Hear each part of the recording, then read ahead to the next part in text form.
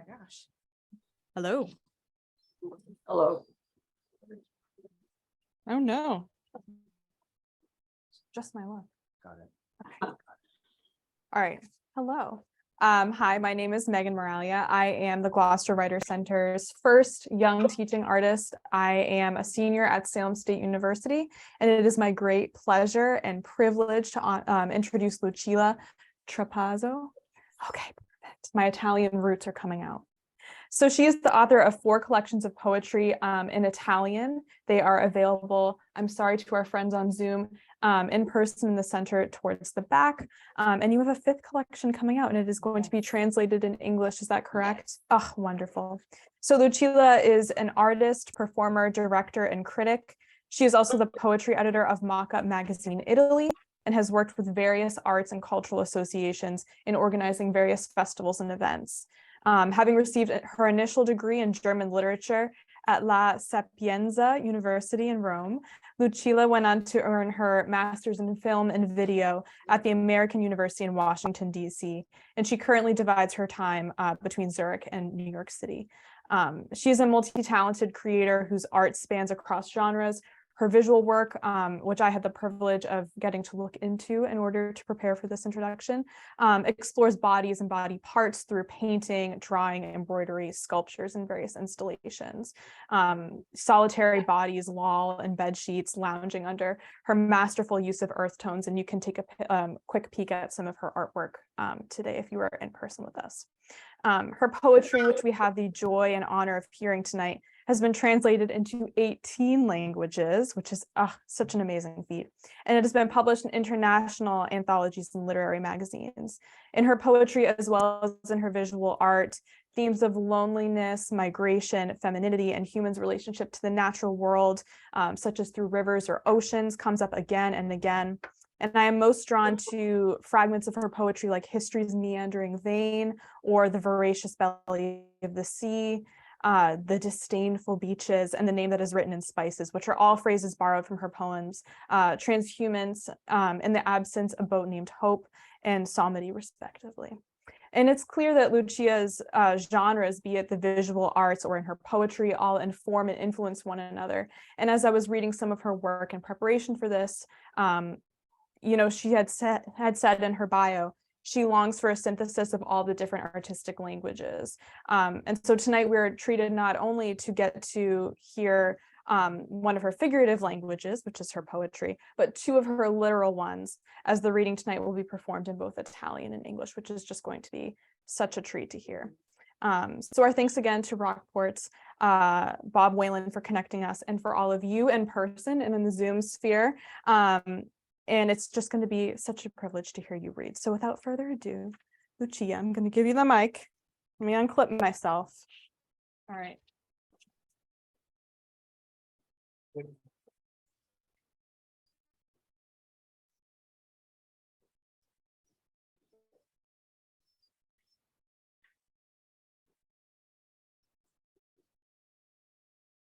So I try to sit a little bit on the side so also the people in Zoom can see me.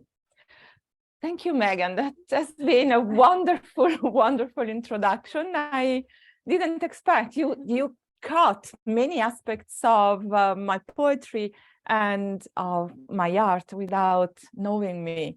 I'm really amazed. Thank you. Thank you for inviting me, and thank you, Bob. It's great being here. We spoke about it a lot, and finally we made it. I would like to start right away with a poem that is very intimate, very you will see. Mia madre. Mia madre è seduta accanto a me dal dottore. Mia madre c'è e non c'è per davvero, le mancano pezzi. Un giorno ha perso i denti, poi l'udito, ha perso un seno, un polmone, i capelli. Mia madre ha perso i treni, i bottoni, e sua madre e l'infanzia. Un giorno mia madre ha perso un figlio, altri li ha lasciati andare. Mia madre ha in tasca il suo nome, che un tempo contava vessilli.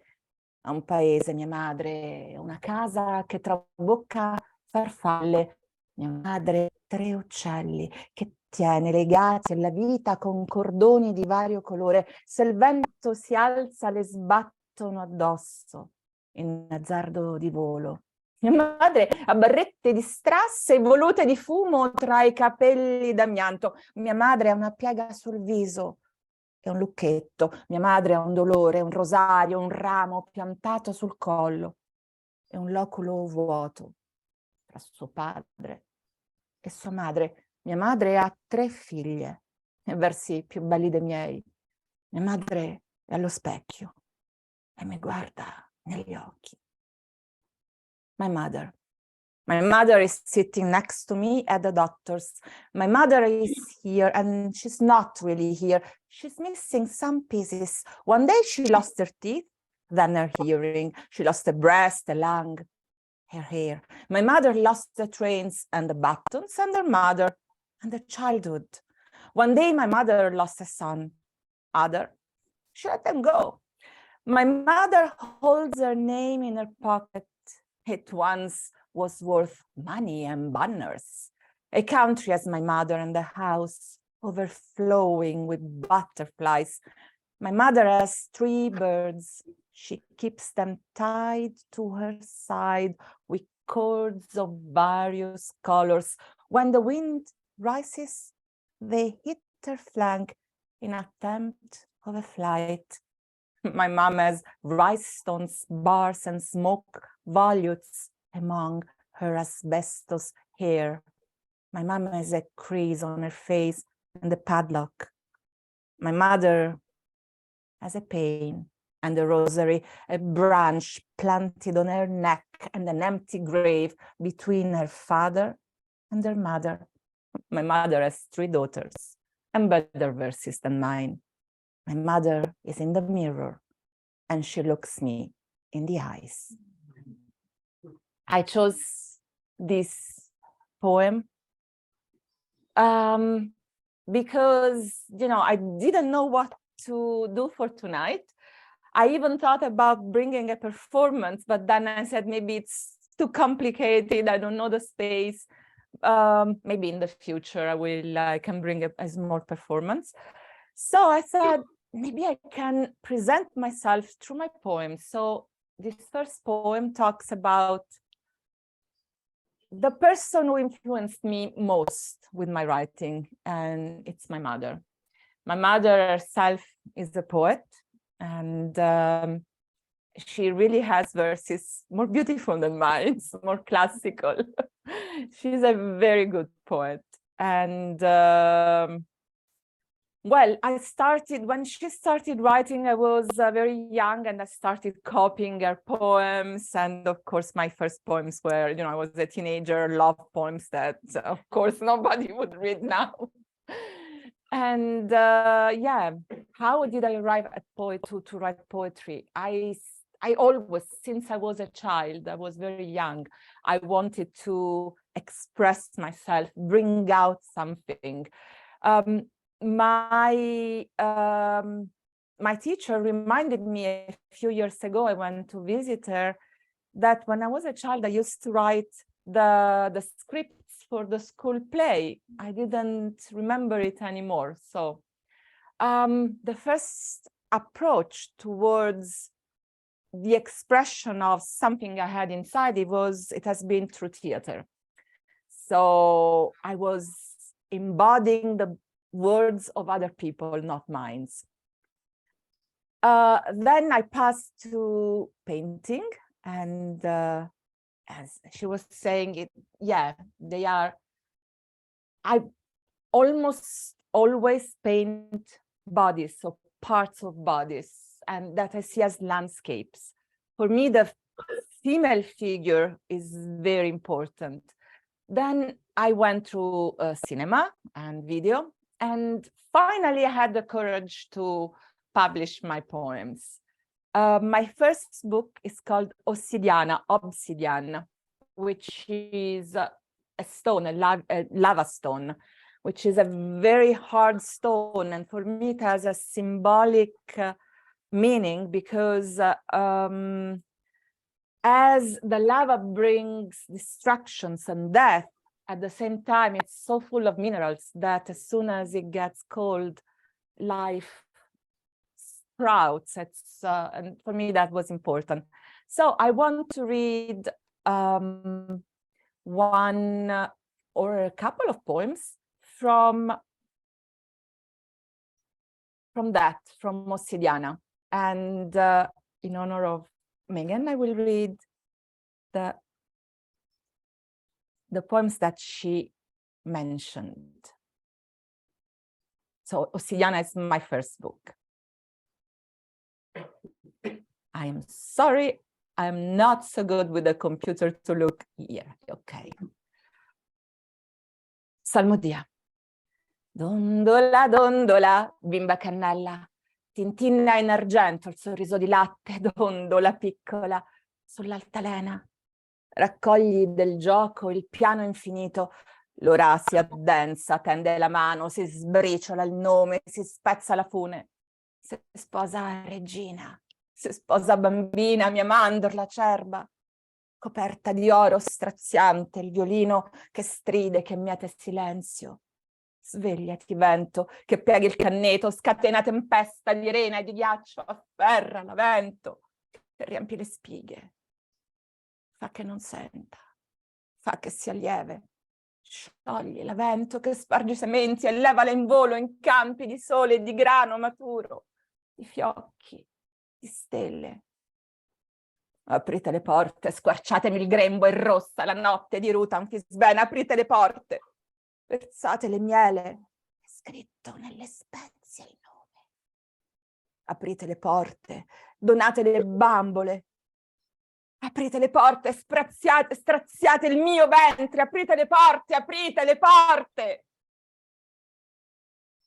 Salmodi, for a child bride, from the point of view of her mother. Rockabye baby, my cinnamon girl, it tinkles in silver your smile of milk.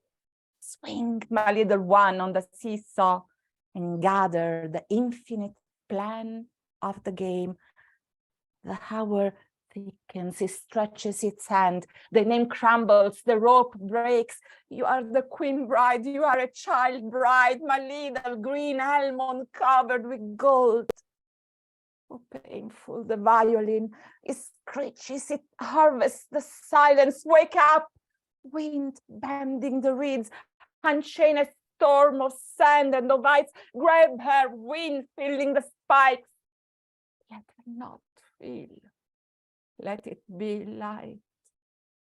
Dissolve her, wind, spreading the seeds. Take her off, flying in sunny fields of wheat that is golden, of stars and of flakes. Open the door, stir up my womb. Red is the night and crushed anfisbena. Open the doors and pour in the honey. Her name is written with colors and spices. Open the door and offer her dolls. Open the door, stir up my belly. Open the doors, open the doors.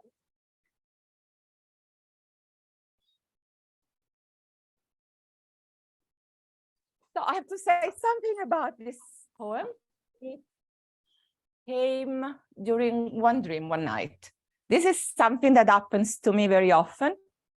The poems come to me, stories come to me and say, tell me, through you, tell me, tell my story, tell the words.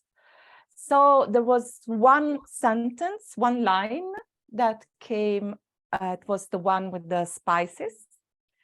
And the morning when I woke up, within 15 minutes, I had written this one. And 2 years ago, a musician made the music for this, and they made also a video that was then showed in the Italian television, Italian national television.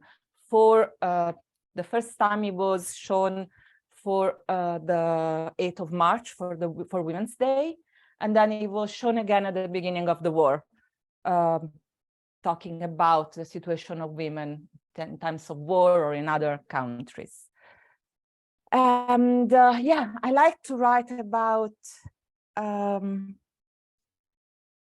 social things, not only, but yeah, it's something that touches me. In assenza, una barca di nome Speranza. Niente luna stanotte. Il ventre vorace del mare si nutre di sogni e di carne. Una barca graziata si tinge di ombra, solcando le acque. Distante il destino promesso, un volto di donna sospeso in assenza. Alle spalle sapore di casa e terra natale, spiagge sprezzanti, domani. In absence, a boat named Hope. No moon tonight. The voracious belly of the sea nurses on dreams and flesh. A boat, forgiven, is tainted by shadows while furrowing the waters. The promised destiny is distant. A woman's face is suspended in absence. Yesterday, the taste of home and native land. Disdainful beaches tomorrow. And the translation has been done by Elizabeth Grech. Yeah. We have in Europe, I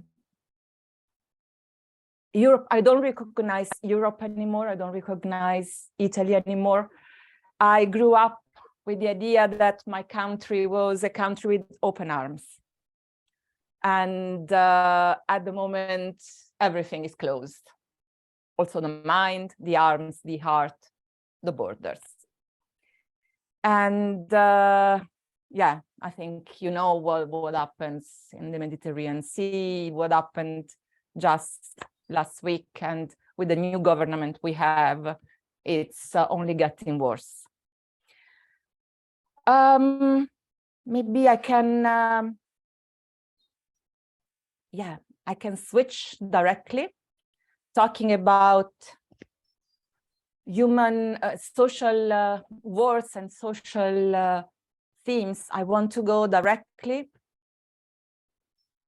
to a manuscript in the last couple of years while we were blocked at home, we were closed. I wrote. I have, I don't know how many manuscripts ready. 2 books are almost ready and looking for a publisher. And this one not yet ready, but I will read for you. This one is called The Resilience of the Seed.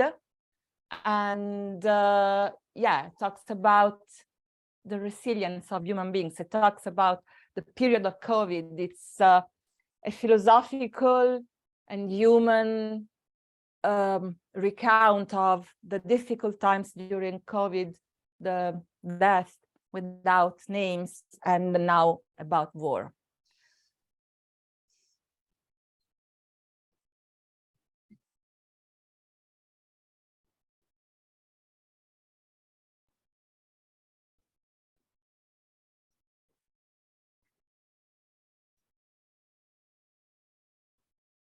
Somewhere at the edge of the kingdom, dissonant shreds intertwine again, profane trajectories, curved lines that tear puppies of blood, while the bright dream of a single home stumbles on the closed gates. Europe burns on the balconies. It burns, slammed against the walls on the barbed wire. Lives, clothes, and rocks are hung out to dry. And this eternal coming and going of hisses, of horrors, of agonies. Oh, mercy. I put the morning in my backpack, In the silence, we lose people, their names scream in the grass, each one son of an orphan mother. But from here, from this bird flight view, the world is still home, spring, without languages, without borders, and how blue the sky is still. We all carry a stone on the first vertebrae. Ecco,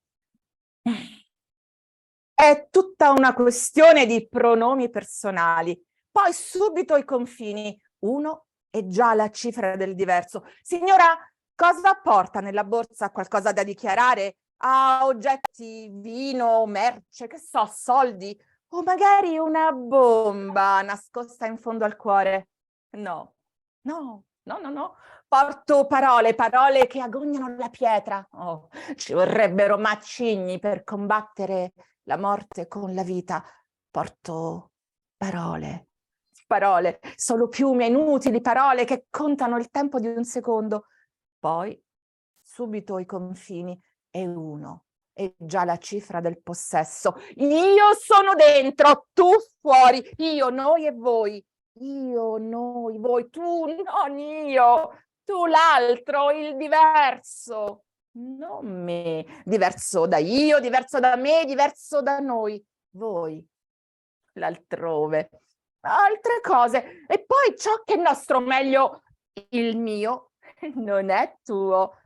Ecco, così crolla nell'altrove la fragile speranza di lettere d'amore.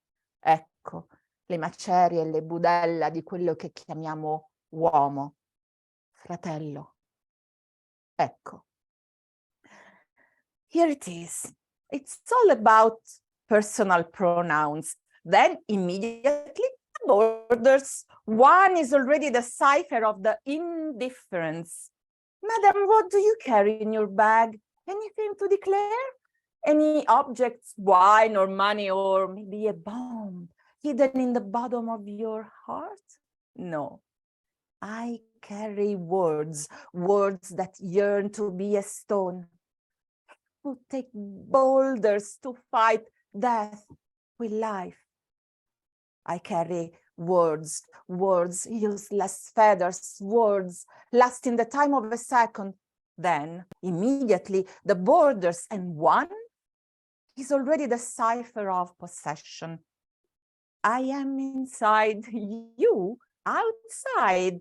I, we, and you. I, we, you not me. You, the other, the different, not me. Different from I, different from me, different from us. You, the elsewhere, other things. And then next, what is ours, or rather mine, is not yours. That's how it collapses in the elsewhere, the fragile hope of love letters. Here it is, the rubble and the guts of what we call man, brother. Here it is.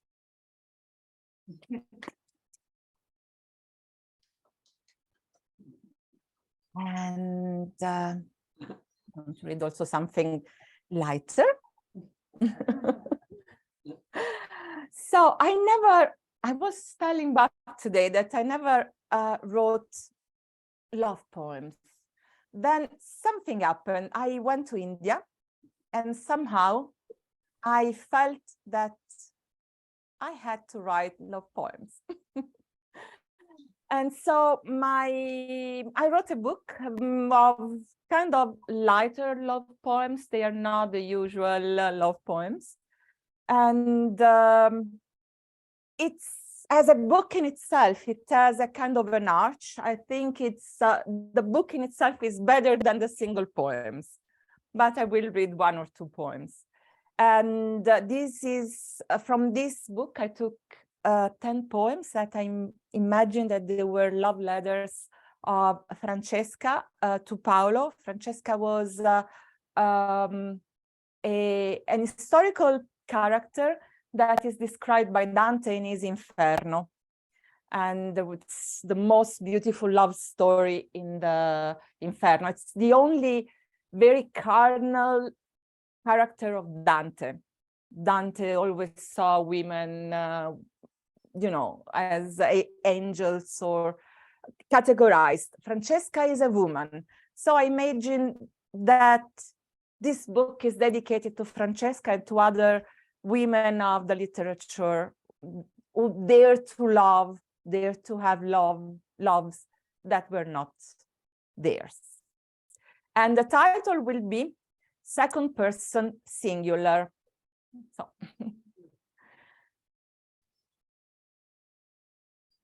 Prologo.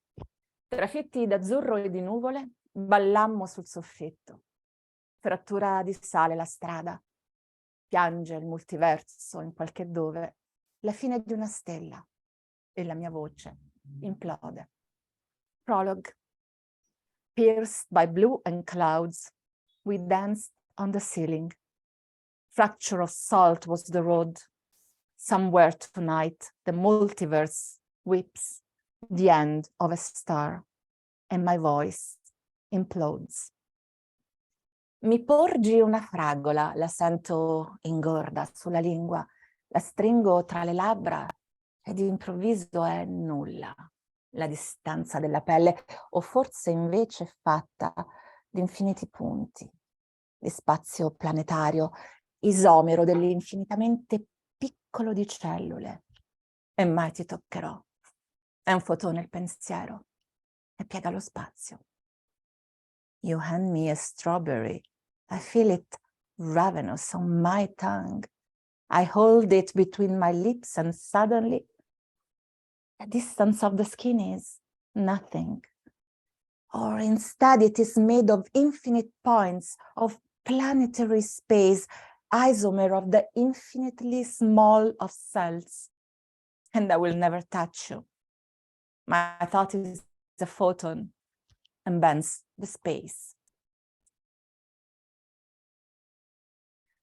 Ci vuole coraggio per vivere nudi, senza pelle, trasparenti, al dileggio strisciante del giudizio. Ci vuole coraggio, o forse la follia dei saggi e dei bambini, per infrangere il geode e lasciare che brilli del chiarore dei cristalli. Ma siamo seri noi, responsabili. Restiamo quindi e custodiamo nel silenzio questa sfera, questo amore a rate con la data di scadenza. It takes courage to be naked, skinless, transparent, to the creeping mockery of judgment. It takes courage, or perhaps the folly of the wise and of the children, to break up the geode and let it shine with the light of crystals. But we are serious and responsible. Hence, let's keep silent and save the sphere. This love lived in chapters with an expiration date.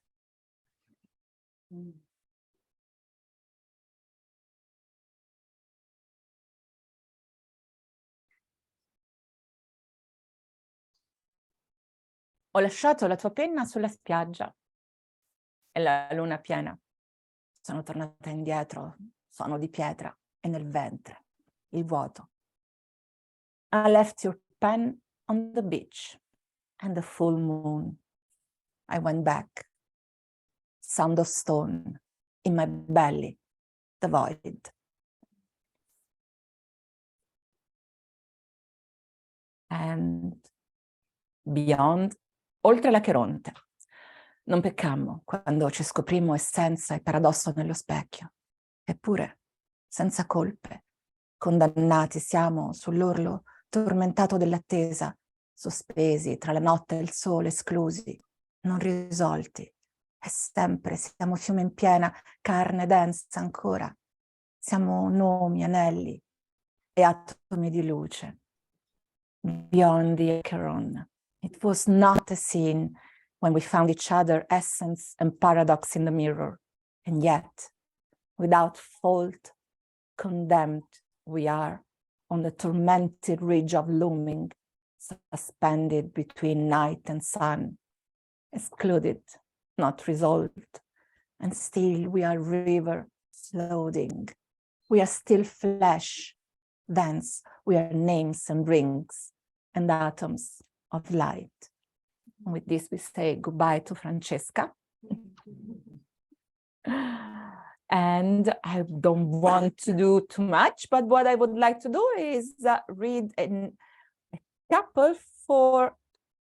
So this is one of my favorite manuscripts, which is also almost finished. And it talks about women. Throughout history, women, we did not have voices. And so in Italy, a couple of decades ago, there was a song called Jenny, and it talked about a woman, a girl who was different from the others, and she was considered crazy, as very often happens. And so I decided to call my manuscript Jenny's Lineage, and that's for all the Jennys in each of us.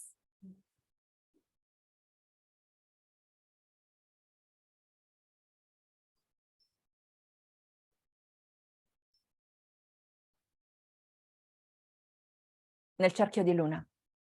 Nel cerchio di luna canta stanotte la mia vagina. Un verde canto di bimba sussurra intorno ai fuochi nelle alcove d'amore sulle culle. Stanotte la mia vagina impreca la voce a tutte le donne, le mamme, streghe e sorelle. Tuona con cali ed inanna, e poi in viola piange la mia passerina violata di notte ancora ed ancora. Nei vicoli ciechi, pretesa di fallo che oltraggio mai sazio, il grande animale. Nel cerchio di luna, stanotte lucente, la vulva pulsante del mondo, la fica, la fregna, involucro sacro, matrice. Stanotte si placa il lamento di upupa e croci, si posa anche il vento, non giaccio. Stanotte il mistero mi infiora. In the circle of the moon, my vagina sings tonight a green child song.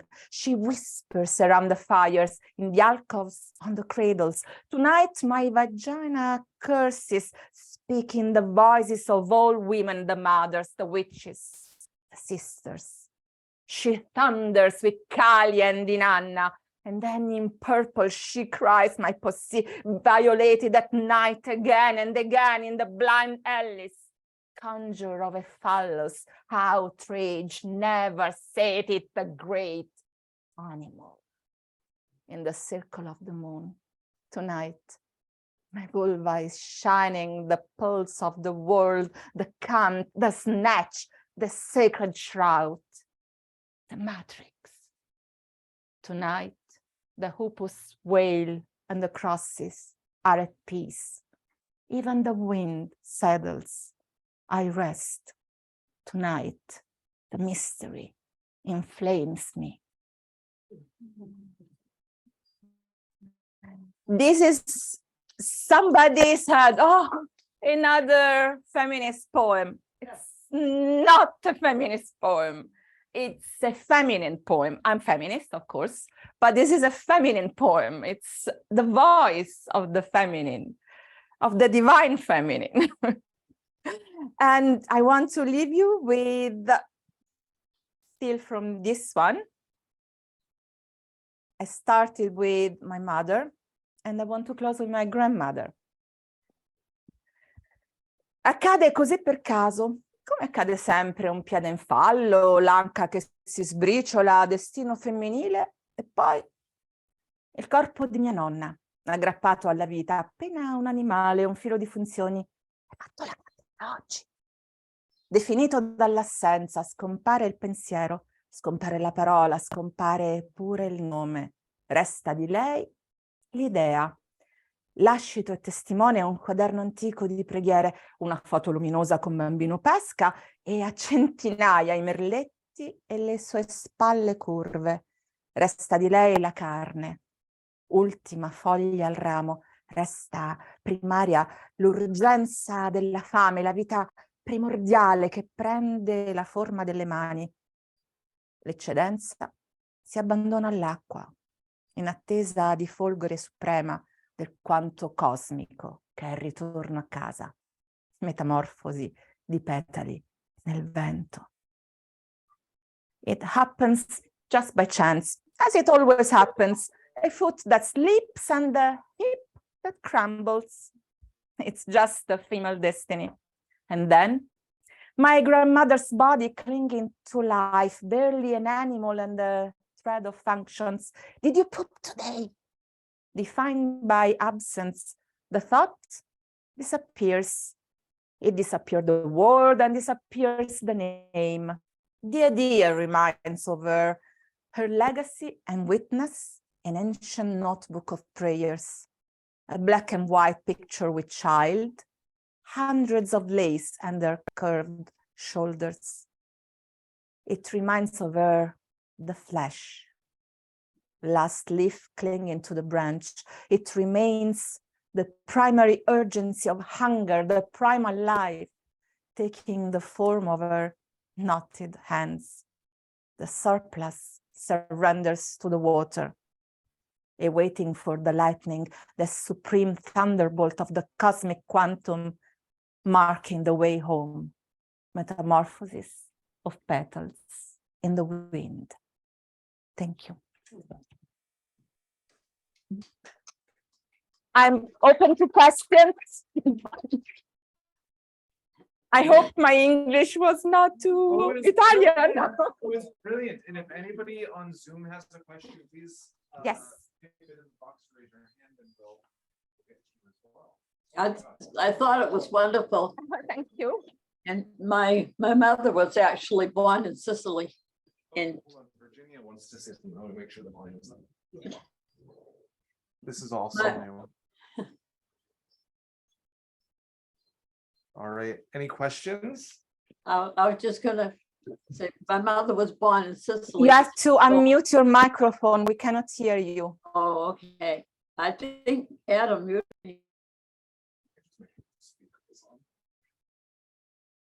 Maybe the speaker is not on. 1 second. yeah, I don't think. I think he's got us all muted. If you hear her on this one, it might be the volume is off. Okay, There it is. No, that's No, the that's on. contrary. Okay, try again.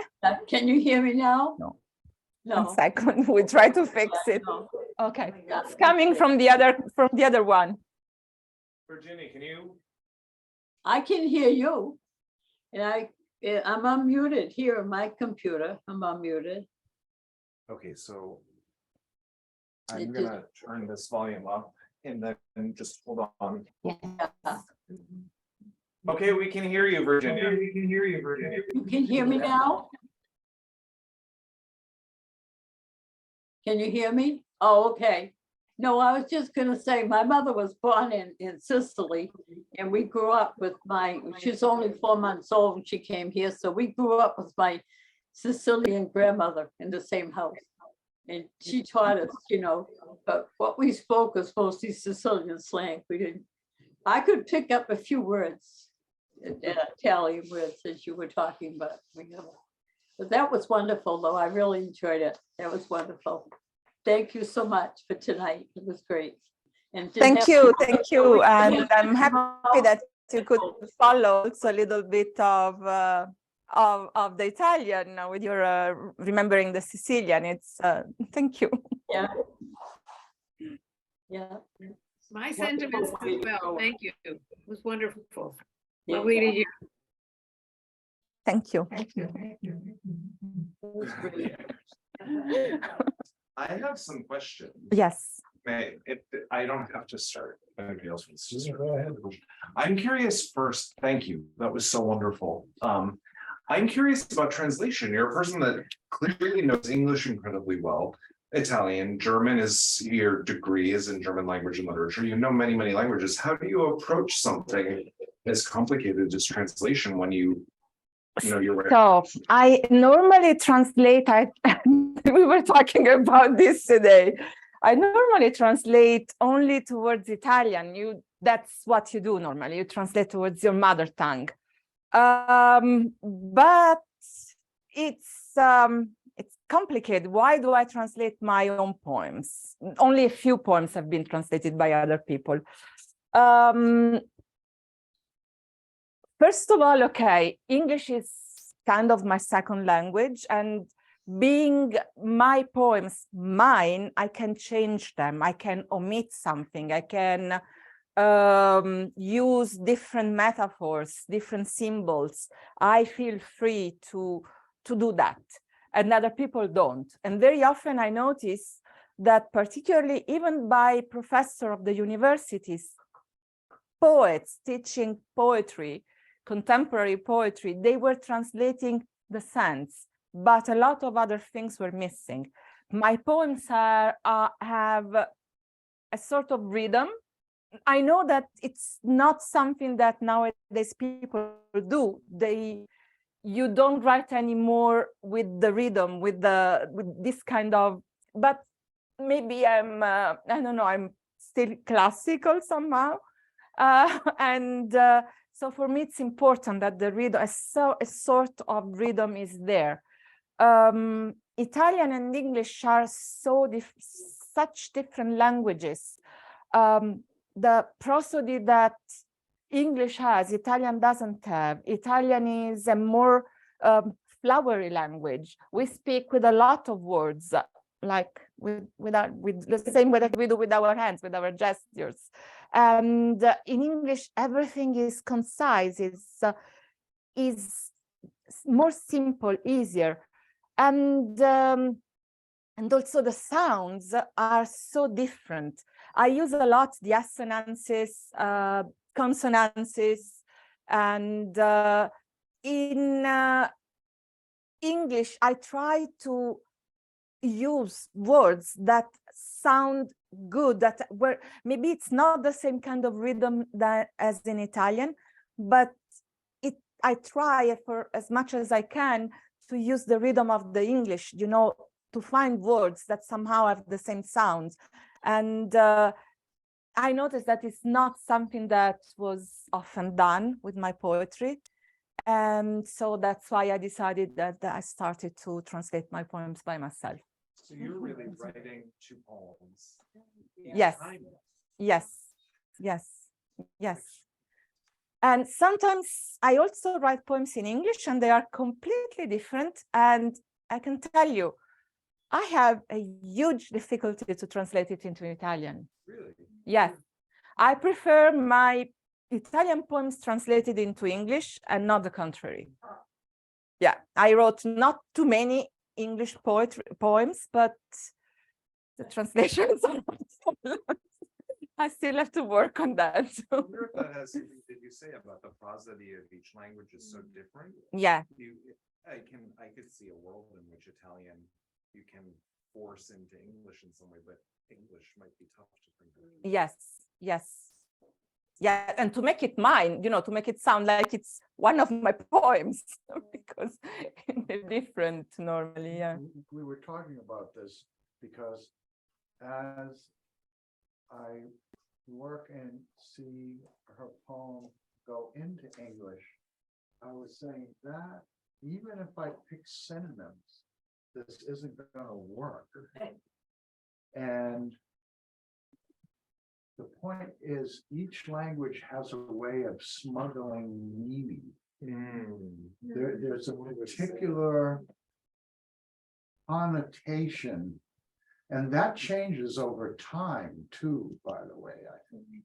And that's like, you know, when you were saying about using body language, that to me is the body language of the poem.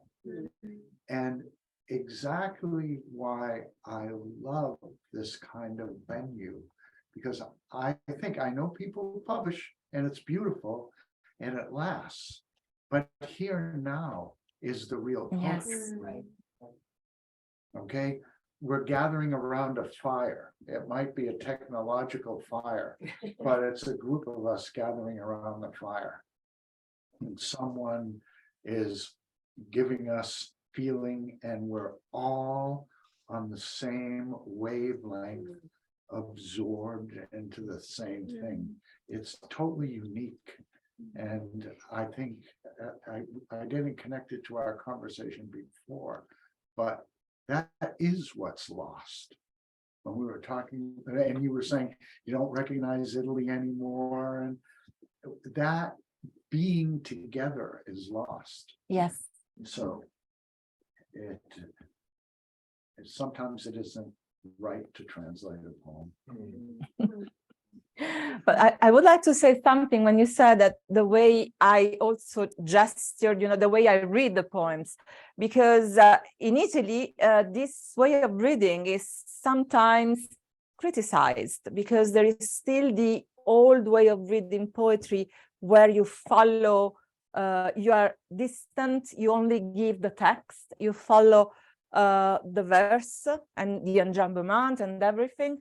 And for me, that's boring.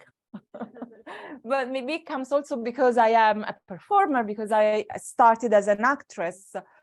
I need to embody incarnate what I write, and I need to feel it. So yeah, sometimes even too much theatrical, but yeah. I don't think it's too much. Thank you. I wanted to say two things. They're not really questions, but they are. Number one, to your point about like the physicality of your reading, it's so important because poetry is physical, right? I mean, just the rhythm of it. So I really appreciated that. And also how you write about what's going on in the world, political and social things. It's so important to get this into our writing and just the feminine voice, the poem you read on, praising the vagina, and I was so grateful for that. So, Thank you. yeah, it's great. Thank you. Yeah, I have this urge to talk about this. Of course, I have also a lot of more intimate or more philosophical poems, more, thoughtful poems. But whenever I do readings, I like to read these poems. I like to bring something. It's the others you can read on the paper. They are more for thinking. It's different. Yeah. Other questions? Thoughts? I have another question. You talked about one of the poems, coming to you and a phrase, and you were able to get it out there and produce that rather quickly. Is that typical, atypical? It's very different. For example, there was a poem it took me 2 years to write. My very first friend, the first friend of my life when I was in kindergarten, she died a few years ago of cancer, and the first line came straight away, and then I was not able. I went back and back and back. I was not able to write about it. I needed time. It took very long time. It changed a lot, that poem. And so it depends. Some poems come right away and that's it. Some others I make research, particularly if I talk about something scientific, I cannot write something, even if it's playful. For example, I wrote something about intersecating lines. I wanted to be sure that I was saying the correct things in mathematics, not that people make fun of me afterwards. So yeah, it depends on the topic, on the poem. Can I ask about Francesca? Yes. In Dante's Inferno, there's two lovers that were circling each other for eternity. Yes, right? they were attached. They were attached for eternity, and they were running. They were attached. That's the beauty of Dante's canto, this Paolo e Francesca, is that he needs, at this time, for the mentality, he needed to condemn that kind of love. So he put them, because she was married to the brother of Paolo. And then he found them and he killed them. And so he needed to condemn them, to put them in Inferno. but he was sympathetic, and so he made this love story live forever, and it's really one of the most beautiful canto of Dante. And he made Dante, correct me if I'm saying this wrong, he sort of solidified Italian as the language, because he could have written that in Latin, I think, right, at the time. Yes, Dante was the first writer in Middle Age to have a sort of, it was not the first writer actually, but the first one so well known that canonized, can you say canonized? Yeah, the Italian language. And before him, there was the Sicilian school, actually about 100 years before him, if I'm not wrong. I hope no Italians are listening in case I'm wrong, but I shouldn't be. I shouldn't. So there was the Sicilian school, and it was much more similar to the troubadour in France. So, and then there was in Umbria, there was the religious poetry, the spiritual poetry, and we know, probably everybody knows the Fratello Sole, Sorella Luna, Brother, Sun, Sister Moon by Francesco d'Assisi. Yeah, that was, there were several in different parts of Italy. There were these movements to write into a language that was not anymore Latin. There was the need to transmit the content to the normal people. And Dante's language was the one that came up because he was so famous. Yeah. Yeah, it's a great story. Yeah. And the Divina Commedia is the most translated book all over the world in time. That's the little. Yeah, I love the part about it takes courage to be naked. Was that? Mhm. Yeah, and to sit in judgment. Yeah, because he did judge them. They went to hell, right? And he killed them. But he had to do it. No, he had to put them in there, but he negates it at the same time, because first of all, in the Inferno, Francesca is the only, she talks, and she's the only woman who talks. I mean, also afterwards, Beatrice will talk but they will talk other kinds of words. They will be, you know, they will be the guides, they will be spiritual talks.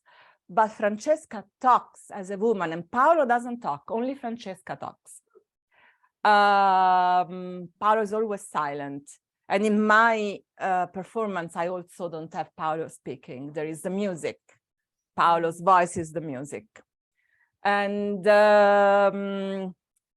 it's, you know, when I say somehow it kills, it let them be in the Inferno, but the way it tells the story, it's so so intimate, so strong, and so powerful that everybody will remember this couple forever, and their love is bound even afterwards, beyond the Acheron. After the Acheron, after the death, they are still bound. So it will live forever. So it's not really judging, in my opinion. It's on the contrary. It's remembering them, is making them immortal. That's my view, at least. So the people on Earth judge them, not Dante, not the people in the afterlife. The people, their people. Yes, judge them. yes, yes, yes, yes. Can all this art save us? Ha! I mean, I will say that one thing that I felt tonight, listening to you, reading across languages and thinking about you as a performer and an artist, and your desire to synthesize all of this, and then thinking about the world right now. I mean, that was a thought that's been in my head, like, how much more can we put out there to help save us? Can this save us? I think, and I really believe that, you know, we are energy. Our words are energy, our thoughts are energy. And if we bring out positive energy that intertwines. We make nodes of energy. It's it's somehow maybe it's stupid what I say, but it's almost like a snowball. Yeah. It can become a snowball of positive energy. It's Wallace Stevens' idea of necessary angels. And that's an important question that you ask, and it's really the reason why I do all this. And I think the saving, because we're talking about the divine comedy and you were talking about the divine feminine, the divine is when we create. So it isn't just the listening. That's wonderful and helps. But the more people who decide to create, that's what will save it. I think. Yeah. Well, and I wonder too, if part of, and I'd wonder what you have to say about this, all of the, I mean, we're all, anybody not a writer in the room? I'm not really, I love poetry.